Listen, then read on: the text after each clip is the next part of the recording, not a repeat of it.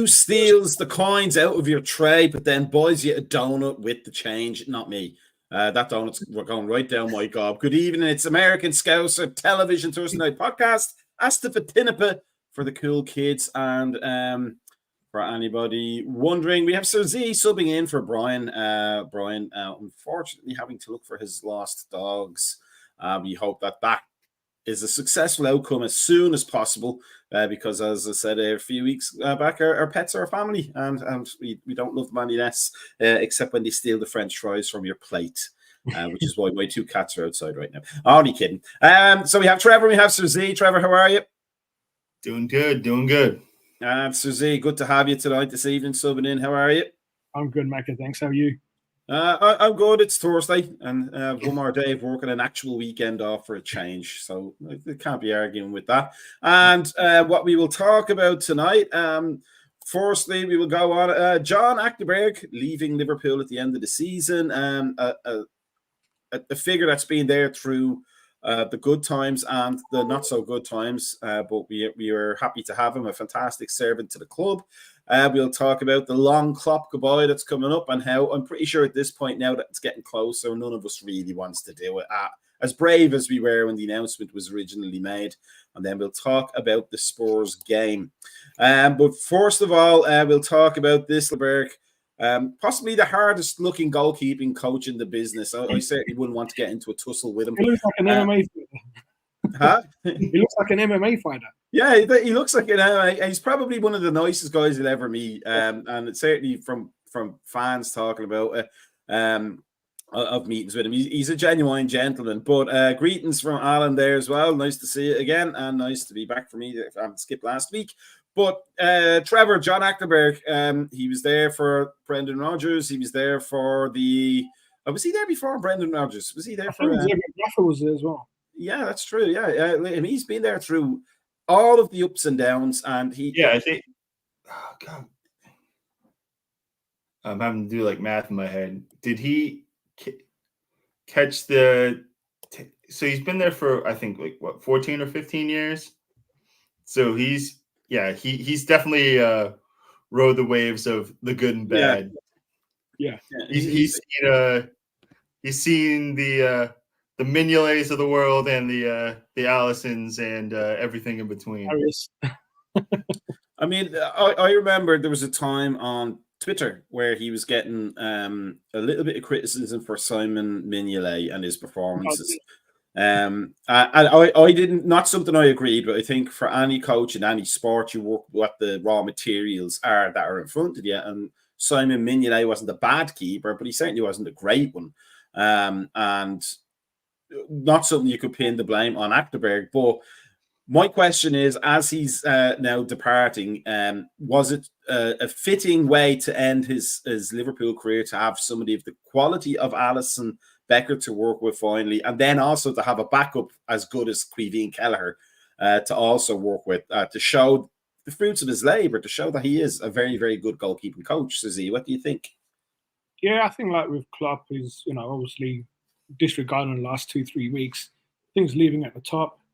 I mean, I've been a Liverpool fan from days of Grobler. It was too late there for Clements, but I would say Alisson is probably the best keeper I've seen out of all of them, and that's probably credit to Achterberg, and I think Taffarel was coaching Alisson as well. But to have like two good, solid keeper, well, one world class, the other one definitely a top 4, top 5 Premier League keeper. That's credit to him. But yeah, I mean, I remember. Like previously, I think, with Mignolet, I think I was one of them that joined on the bandwagon. It's like Achterberg out, and it's Mignolet. He 54 goals in that season that we're going for the title with Rodgers, and then we had Karius, and Karius was meant to be good, and then he ended up crap. So I think we all looked for a scapegoat, and he was that scapegoat for a little bit. And I think Klopp actually came up publicly and defended him. So, for Klopp to keep him and Alisson to say, well, yeah, it shows how much us keyboard warriors know, I guess. Trevor, he also had, He had Karius as well, but he had some defending to do of his own reputation, I'm sure, despite the fact, and Rodgers can take a lot of credit for how he coaches attacks, but he couldn't coach a defense worthy of an under-8s team at times. And that must be like when you're trying to do a good job and you know you can do a good job, that must have stung him sometimes to get that criticism, knowing full well that had he had a functioning defense in front of his goalkeepers, he probably would have came out as the world's top-class goalkeeping coach. Yeah, and there's sometimes you got to view these positional coaches as like sculptors, and sometimes like if you're given shitty clay and your vase looks like garbage, you can't get mad at the person for not being able to turn it into a masterpiece. And it happens across all sports a lot of times when you'll get like there's positional coaches in the NFL where you're like, oh, this is their cornerbacks are terrible, and they have a bunch of undrafted bums and guys that are like, oh well, he's supposed to coach them up. Like you can do so much. So now that the fact that he has two as Susie put, you got arguably the best in the world, and I'll put Allison on that pedestal because of just what he's produced in every single facet of both the league, Champions League, internationally. The guy has just crushed it in every capacity. And Kelleher has shown this year, despite him having some faults that are still just, I think, come with youth and not playing as often as you'd want somebody of his caliber to play, because he does have that person in front of him. That when you look at, like, go back to Mignolet and you go back to Karius and you're like, okay, there's raw talent there, but there was also just nothing upstairs. If there was any sort of wisdom that he would bestow upon them, it was going one ear and out the other. So there was nothing he could do in that regard. So I really think this is something where we're seeing a true changing of the guard at this point with Slot and this regime coming in. There's not going to be anything where like there's these old grizzled people staying behind who are just going to be like, well, back in my day, we had this thing and we did it this way, and are going to really just upset the apple cart. I think him going out in this way and being able to go out on a high with like, yo, you have two keepers who are absolutely exceptional and have, I'd say, improved under his watch. Yeah. That's something that you got to just commend him for. Susie, let's broaden the picture a little bit, because Trevor, apart from the fact that he knows way more about clay and sculpting than we probably would have known beforehand tonight. I've watched the movie Ghost twice. Oh, there you go. An expert. Immediately qualifies me as an expert on both pottery and ghosts. But Susie, a broader picture is, Trevor makes a good point. It really is a changing of the guard. So if John Achterberg is gone, we're going to presume all the German chefs and cooks that Klopp brought in are probably going to go. I believe I read that they were. The doctors are going as well. Coaching staff is gone. It really is ground zero for Slot when he comes in, and he really has to build from the beginning almost, doesn't he? I think the only one who's staying, ironically, is Kohnmeier, who's head of fitness and conditioning. He should have been the first one to go. Well, I think what's probably going to happen is he's probably going to wait to see if Slot doesn't work out and then say, look, I'm Klopp, because he looks exactly like him, you see. It's like James Milner has his own like room, a room named after him. We have a fitness room named after Thiago and Keita and Chamberlain. It's, I don't get it, but it's called General Hospital.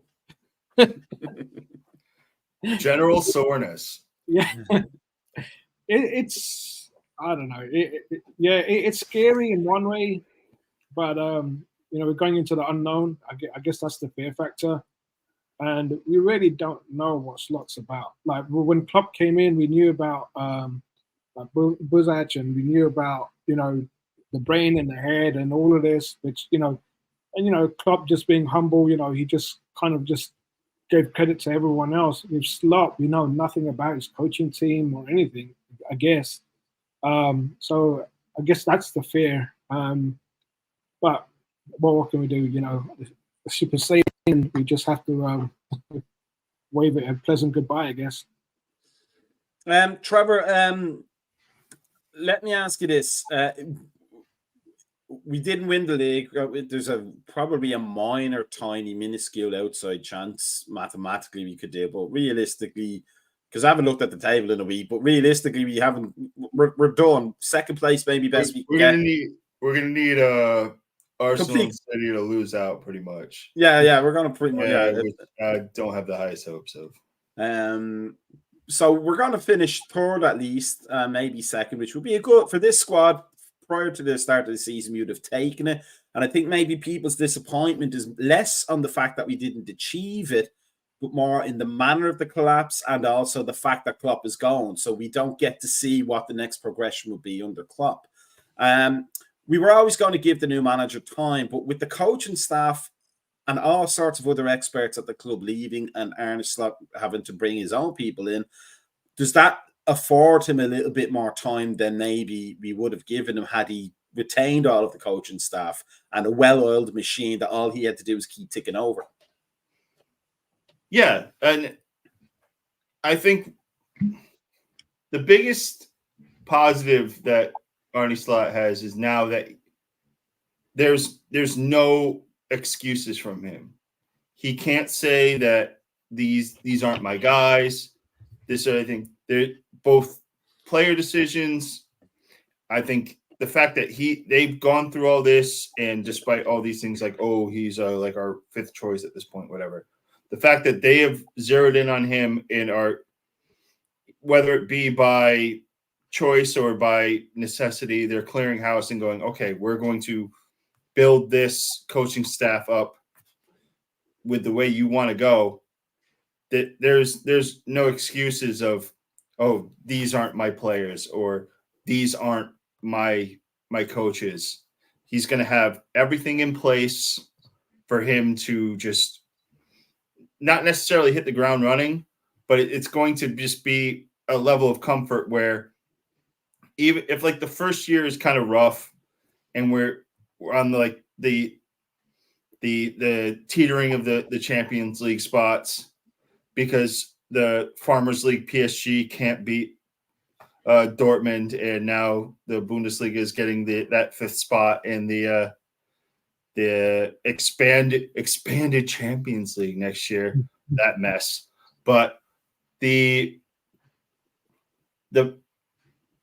one thing that I'm hoping comes from this whole changeover, despite how much of a absolute mess it's been from the past month, because it started off as like a farewell tour, a rallying cry, and now it's just turned into like a borderline mutiny. But regardless of that, I think if Slot is given enough leeway through the first season to just let those growing pains happen and people just don't turn on him, I think good things will come of it, because there's just I think there's too much on this roster, and I think too much goodwill from the people that are bringing him in to just go, oh, everything's crap if like we lose like 2 games in a row and everybody's just losing their heads.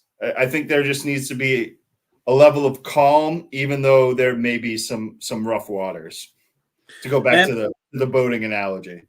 So Z, now for me, let's say I don't know whether this is going to happen, but I just want to gauge the temperature a little bit.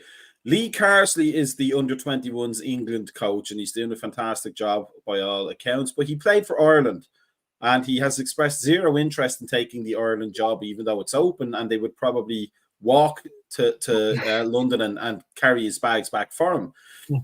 So that kind of taints him a little bit. Robin van Persie, I believe, is on the Feyenoord coaching staff with Slot. If he was to come along, is association with Arsenal and United, would that taint any impression of Van Persie's involvement in Liverpool, or does that not matter when a player retires and becomes a coach? No, I don't think that matters. I mean, if you took the head coach job, maybe. I mean, he wasn't at Man United long enough. I think he was only there for a season.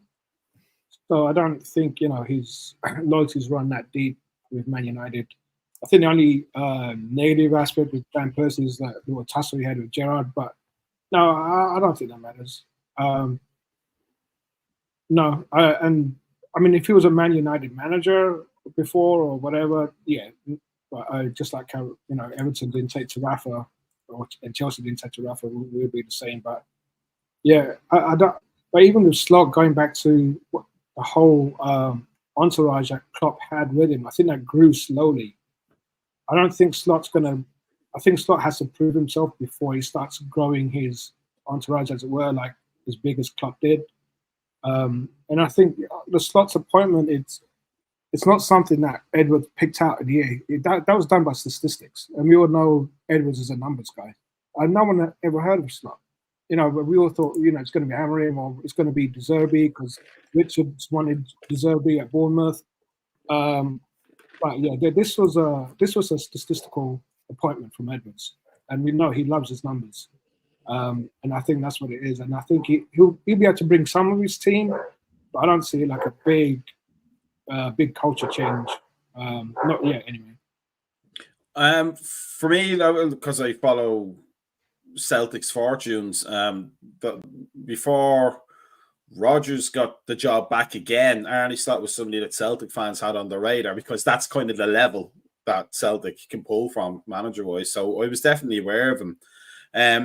But Trevor, I saw something during the week. I think it was from Melissa Reddy, but I stand to be corrected, where she said one of the reasons that Amorim didn't end up getting the job was because he doesn't care too much about the youth teams at Sporting, whereas Slot he's Dutch, and all the Dutch coaches seem to follow the idea of having all teams in a club play the same shape, formation, system, etc. And that was an attractive thing for Edwards. My question now, just kind of expand the picture even more. Slot is not going to be the manager of Liverpool, I believe. He's going to be the head coach. Is this an indication of how much power Edwards has now? And does that mean that Slot is at basically the mercy and the whim of Michael Edwards, and whether the numbers are going in the right direction for him? Yeah, and I think that has to be a conversation that those two people have in earnest before everything is fully has the I's dotted and the T's crossed, because there is a difference between kind of having the full reins and then just being a figurehead and a coach, because I think a lot of times it can almost be a burden to certain people to have all that responsibility, where it's like, yeah, I kind of want to have the power to bring in the players and the coaches I want, so on and so forth, and do all these things behind the scenes. But sometimes some people just need that simplicity where they just go, okay, I come in and I have to coach the players. I have to put them out on a match day in the way that I see fit with the players that I have to make it work against a particular team, and go through it like that. And kind of all the noise in the background is silenced. There's certain people that enjoy having not necessarily no control, but not having that extra bit to worry about. Whereas some, it puts them in a position where they feel as if they're being undermined constantly. and we'll just see how, like this. Yeah, this is a test period to see how Slot feels about those particular circumstances. Because if it's something where he, within like 2 seasons, is going, this does, he hits you with the old Hulk Hogan, this doesn't work for me, brother, and is immediately just trying to just disrupt the system that Edwards and Hughes are putting into place. It's going to stink if we're moving on that quickly. I also think like with a manager, if you look at Everton, like how many different managers they've had, and they've brought in their own players, and when it doesn't work out, the new manager's like, well, I don't want them players. Yeah, we don't want to be in that position where we're paying wages or salaries to players that the new manager doesn't want. We'll end up like with Everton, and I think with the coach, they're more dispensable. It's easier to change one coach than to change 15 players that the next manager doesn't want. And yeah, I think Edwards, he's a mad genius. I think he's really got his clutches on that club now. And that's what I'm. His diligence is kind of what's keeping me calm about any potential pitfalls that could come from this. Yeah. I'm sorry. No, definitely. Liverpool 12th man says, like, if things had gone differently for Spurs, we could have been facing Arne Slot rather than preparing for him in the new year. So let's play a little sliding doors briefly before we go on to the next topic, Susie. So let's say Arne Slot does go to Spurs, but we get Big Ange for next season. Knowing now that we know a lot about Big Ange, rather than just being up at Celtic, where I would know a lot about probably because I watched them play under Big Ange, would you be positive had Ange Postecoglou become the next manager after Klopp in that sliding door scenario? Now that you know a lot about how he does things at Spurs. Yeah, I would. I mean, he's got a lot of similar characteristics to Klopp. He's got the charisma, that's for sure. And if he can put aside the Australian jokes and all the rest of it, he's actually a good coach. And you see his players running out for him, like the way our players run out for Klopp. I wouldn't have minded, to be honest with you, because any manager taking over Klopp is always going to be a step down, unless you go lateral and you get by miracle Pep Guardiola or Ancelotti. There's no other manager on their level. So whatever manager we pick, we're always going to be going a step backwards. So yeah, with Ange, the fact that he's taken that team without Harry Kane to potentially 4th place, also Man United, they just self-capitulation. Newcastle, they fell off the way. Even Brighton have gone out. So he's, Spurs on competition is Villa for that 4th place, and for Ange to do that without Harry Kane and having Richarlison on your team, and he's done well. I wouldn't have minded. It wouldn't have been my first choice. Alonso would have been my first choice, but out of the two, Slot and Ange, knowing what we know, and I would have picked Ange. Trevor, after the Spurs lost today 2-0 to Chelsea, and after the game, he came out and essentially took all the blame for himself. It was he's the manager; it's his fault, mate. And then he put several shrimps on the barbie or something like that. Was his post-match interview? All right, mate, you put some shrimps on the barbie. I'm just a couch, mate. But nevertheless, when Rodgers came in, there's times when a manager has to dig out his players in the press conference after a bad game. But Rodgers did it fairly regularly, and the blame never was deflected towards him. It was always onto the players when things didn't go well, or the transfer board, whatever they were called at the time, the committee. For Slot, in comparison, are we looking for somebody who will do the same kind of thing, who will say in a bad game, do you know what, I got it wrong, I'm really sorry about that, and we'll work hard to make it better next week? Or do we want a manager who will say, look, we did the training and the players didn't just do the plan, which I think players would probably prefer a manager who takes the blame for themselves, although that could be abused. But for us as supporters, are we looking for Slot to take accountability for things that go wrong himself, or for somebody who's going to be honest when players don't do the job? I think with a manager, my preference is a guy that has a sliding scale of accountability, where in the most instances they are going to be like, well, I got it wrong today, yada, yada, yada. Protect their players. But also if it's something where it's glaring and a guy does something dumb and gets like sent off and it's like, well, yes, it was dumb that this guy did this. So you put it on the table that you're calling out the fact that this player did something dumb, but immediately like wheel it back, like if I don't instill in these people this thing to not like lose your cool, so on and so forth. Whereas you're not necessarily letting them off the hook for doing something dumb, but you're also trying to deflect it back to you in the same instance. You're not going full Jose Mourinho, like every time we lose, the players are shit. Every time we win, I'm great. If you get that happy medium, that's all I can ask for, because there's so many times where, and we've talked about Klopp always kind of finding that scapegoat, where there's been numerous instances where he will go like, I got it wrong today. But there's, especially in the past couple of years, where there's just, it's whether it's the refs or the grass was cut to, it was cut like an octagon or some shit. And there was just so many things that were put in play to just explain away why Liverpool lost a particular match.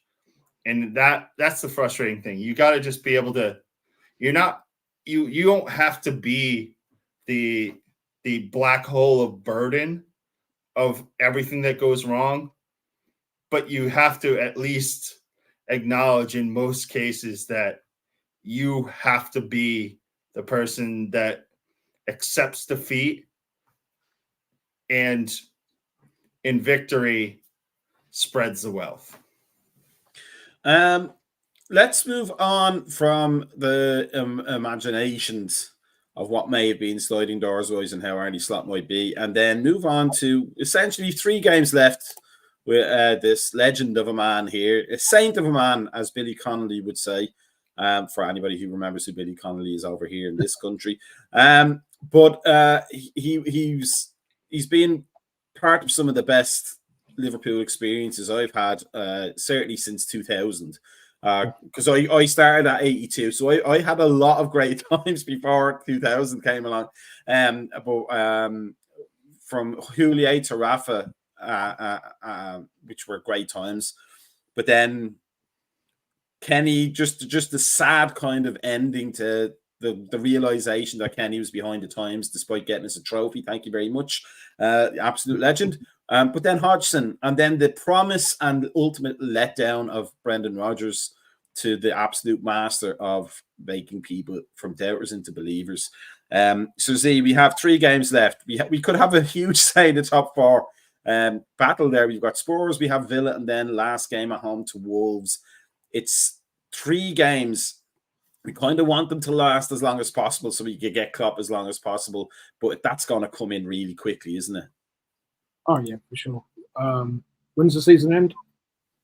I don't even know what day of the week it is, mate. So the 19th. There you go. The day after my birthday. There we go. Yeah, it's going to be sad. But when you look at Klopp, I just feel for him. He just looks out of it. And it's like kind of what Trevor was saying, like he's absorbed so much emotion, and this is why the players love playing for him, because he'll never publicly blast any of his players, and people see through that. That's exactly why we don't like Rodgers. That's why we don't like Mourinho. I mean, whatever criticism he has with the players, he'll leave it behind closed doors, but then but he'll take all the blame on his shoulders, and you can see like how he's aged. At least Slot. We're not going to be able to see him age. We're not going to see the hair go grey. But I feel as much as I always said, like, you know, I'd rather keep Klopp than Salah, Mane, Firmino, or any other player.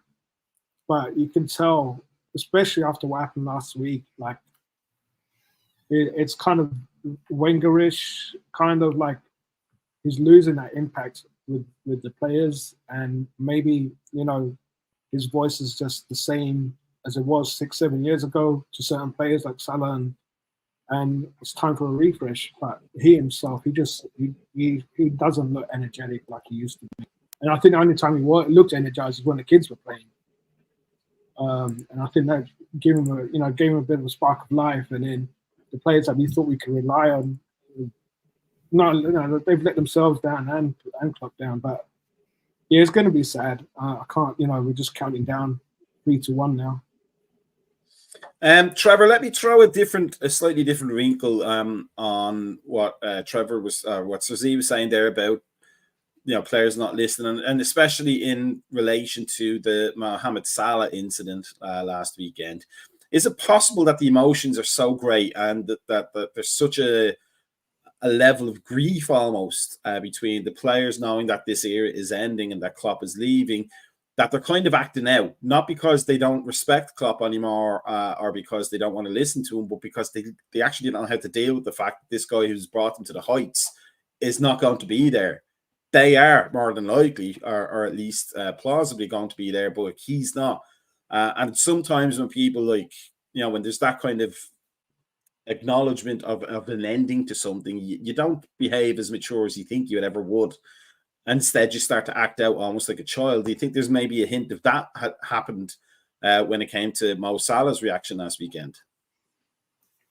So the way I see that, and we've been in both the Facebook writers chats and in the Discord, there's been a lot of discussions going about this. I put it in this context. Everybody's been in a job where there's been somebody important that's put their 2 weeks in, and there starts to be that panic of, oh no, how are we going to fill this person's void? And I think with the way Klopp's announcement came at the point of the season that it did, and with the roster being in flux the way it was with the injuries and the people being away and all these things, and there was just so much going on, I think when everybody came back together, there was just a bit of a disconnect with what was actually happening. And I think now it's everybody is essentially back, or to the point where they're in the fold, and it's starting to sink in. And that kind of, oh no, I don't know how to deal with this mentality is kicking in. And that's an emotion that anybody has dealt with, where you're just going, I don't know how to address this person anymore. Well, you're not going to be here in 3 weeks. Why are you trying to give me input? Why should I listen to you, or why should I take direction when the next person comes in may not do it the same way you do? And you're kind of just in that constant state of confliction. And it stinks that in most cases it happened on the sidelines of a game where he was coming in and being asked to go get a winner in a game that, if we had gotten 3 points, could have kept us within a, I'd say, long shot striking distance of staying in the title race. But nevertheless, it's just, it stinks to see. And I don't think it's something where it's people's true colors showing through. I don't think this is Mo is always underlying being this snarky asshole. the entire time.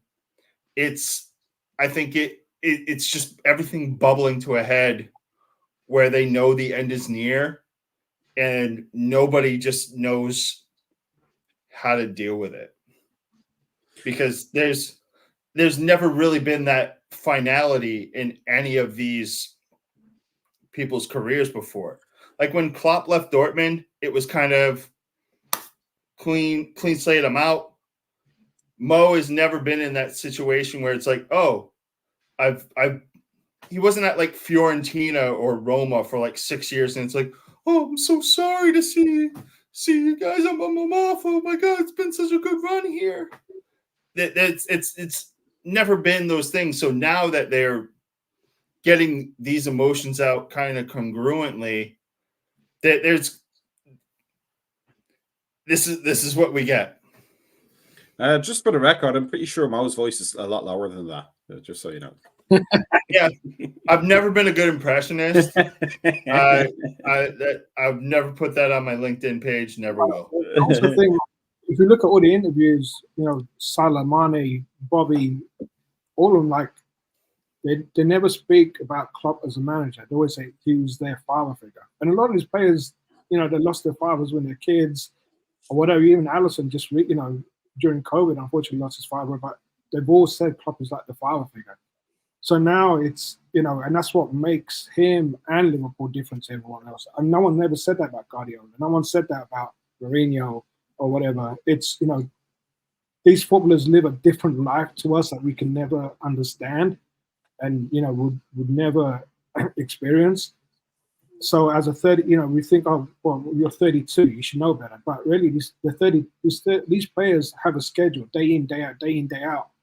And maybe there's a disconnect in, of how to treat someone or whatever. But like I say, with Klopp, he's been a father more than a coach and a manager to them. And then for him to leave, and then any reminiscence of him being left behind is all going as well. Now they're going back to the hard realities of football is just a business, and now we have to deal with a coach or a manager, and that coach is indispensable, and a lot of them might feel more important than the next coach. So, it's it's definitely, like I said, it's a long winding road, and it's an emotional one for us that I don't think any other club will understand apart from maybe Dortmund. Let me ask you this, Azine, and then we'll pass it to Trevor before we move on. My memory, it's a little bit sketchy, but I do recall like monumental matches, final matches of things where we haven't always performed, like the team hasn't always performed to the level needed, and the emotion almost took over the occasion. So, for example, we lost 1-0, I think, maybe 2-0 to Norwich on the last day of the Cup. I think it was 1-0. Stevie G's last game was a 6-1 thrashing against Stoke. We have Wolves coming up for our last final game under Klopp, and it's at home. Susie, do you think the emotion of the occasion will get to everybody, and instead of giving him the rousing send-off he deserves, we're going to be left with almost a Pyrrhic victory on the day? I think everything will depend on how much that game matters for the league. I think if we definitely, third place is cemented, we can't get higher than that. I think it will just kind of like, it's just going to peter out and the result's not really going to matter. But then on the flip side, that's going to be a packed house, everyone's singing. And, opposition players, they can't, when Anfield is at full voice, they can't handle it. So I see a thrashing for Wolves that day. But hopefully the result will matter, but we can maybe come second. I don't see this obviously winning the league, but it would be great to come second because, Manchester City will come top and Arsenal will end up with nothing, and it would just be great. Trevor, how do you feel about that? Do you think that players can be trusted? In one sense, I think Suzy is right. If there's nothing riding on the game, we could get anything performance-wise.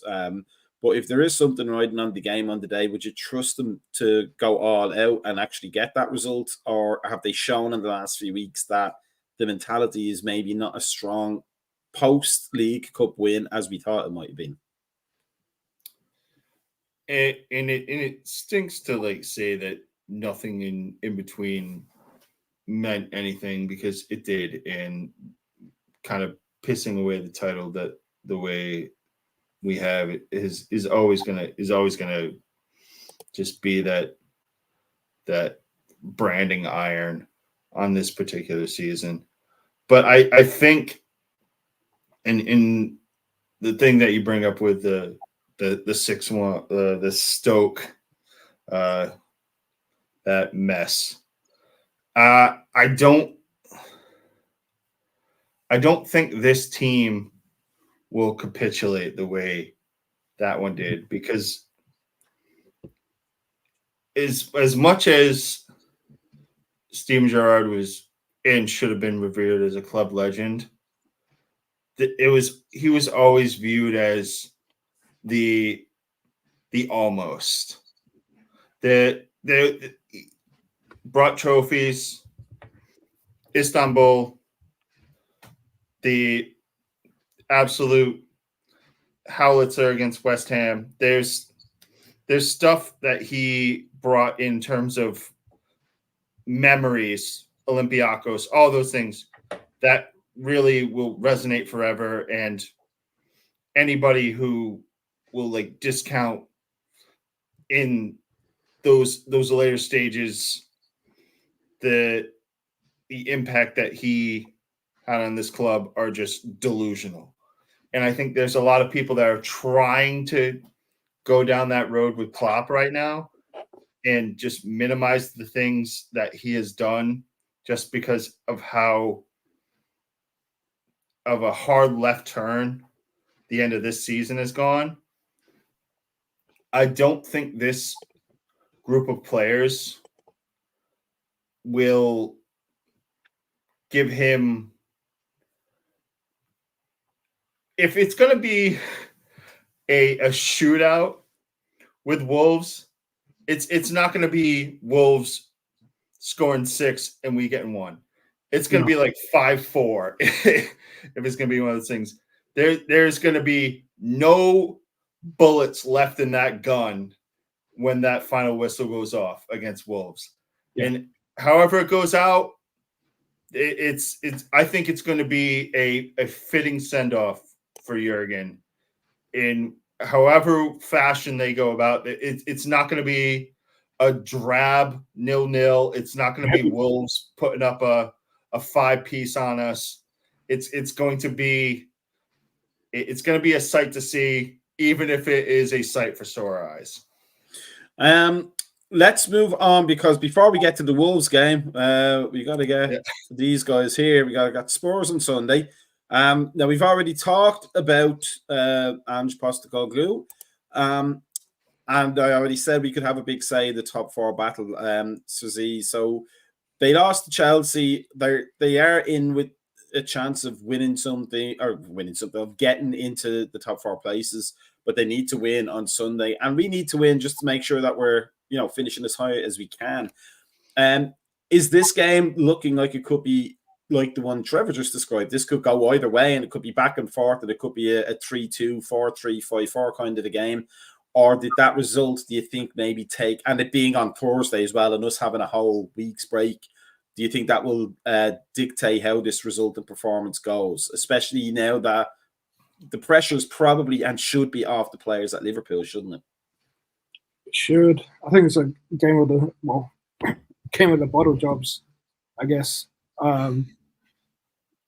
It's hard to say. Spurs are so they'll raise a game against us every single time, and that season we went for the quad. That's when we lost. We lost the league that day when we drew against them. But saying that, we just don't know which Liverpool's going to turn up on Sunday. Unfortunately, I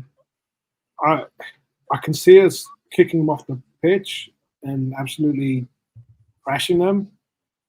But then I can also see my heart going through the roof and like Son playing the game of his life, and just we'll probably end up 1-1. Trevor, how do you see the game going?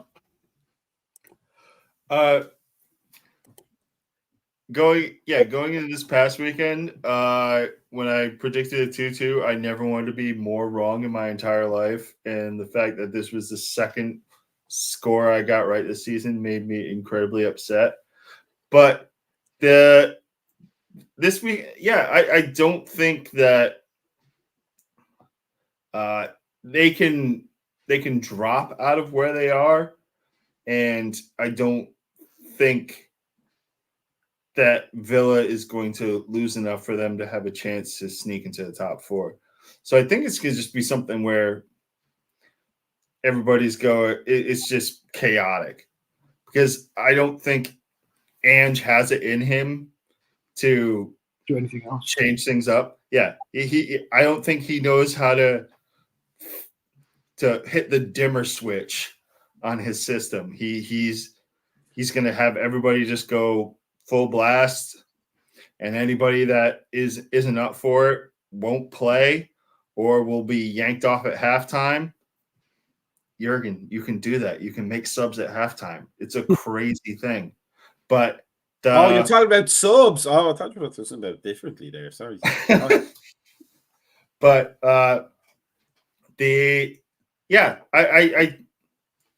I don't want to go back to the well with a 2-2, but this is a game where each team I say will get at least 7 shots on goal, and there's going to be lots of surrender crab where everybody's just going like this. I need to get to Sunday to be able to fully analytically predict what I want the score to, what I think the score will be. What I want the score to be is vastly different. But as for now, I know there will just be goals on both ends. This is not going to be a drab affair. So Alan Walnut says it'd be nice if Mo scored a hat trick. But my question to you is, does Mo start? Yeah, he'll start. He's so fired up. He'll start. He can't. That's the first name on the sheet after Alisson. That's the first name I put. Yeah. And I'd say before Alisson, just to not piss him off anymore. But then he has to deliver. I mean, actually, Mo Salah's the last one to get us a hat trick, and that was 2 years ago against Rangers. We had 7-0 win. So for all the public crap that he's done, and he still hasn't publicly apologized. I've seen his Instagram pages and he's showing his working out and stuff.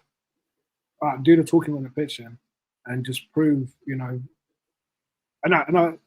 feel bad. Like there's people like ripping into him and digging him out. What him, Mane, and Bobby have done for this team.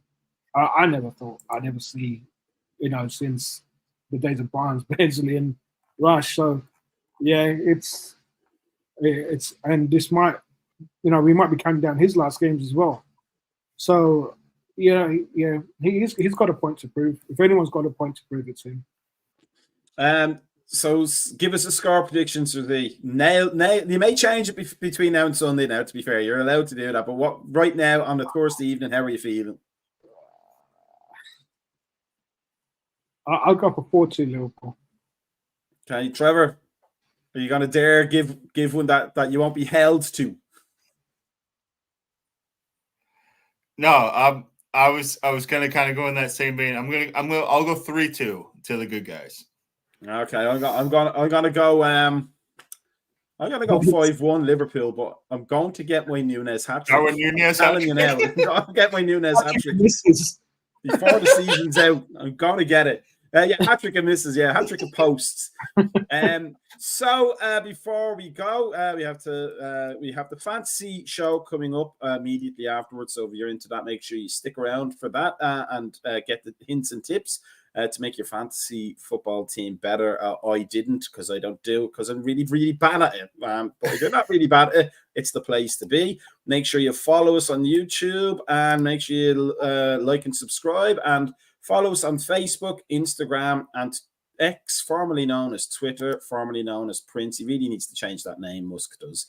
You can change it up when he changes Brian's internet feed. And then speaking of Brian, I think we can just repeat again. We just wish him all the best in searching for his missing dogs, and we hope he gets them back. And we have a nice smiley Brian for the weekend. In 12-point pixels. And last week's signal, but we hope everything works out for him. But it just remains to say from us here for the Thursday night, first of all, thank you, Suzy, for joining us. It's always a pleasure. And Trevor, as always, with no plant in the background. So poor Alan is devastated yet again. But we will see everybody tomorrow morning for the morning coffee show, and then probably have a pre and a post match on Sunday. Because we have to kind of, with the last 3 games for Klopp, we got to keep those things going. But it's Thursday night. The weekend is coming up. The pressure's off Liverpool. We can hopefully all enjoy a good weekend, including Brian. We hope he has the best one. So let's all end our evening tonight, with us at least, before the fantasy show, with some good old 70s power music. Have a good one.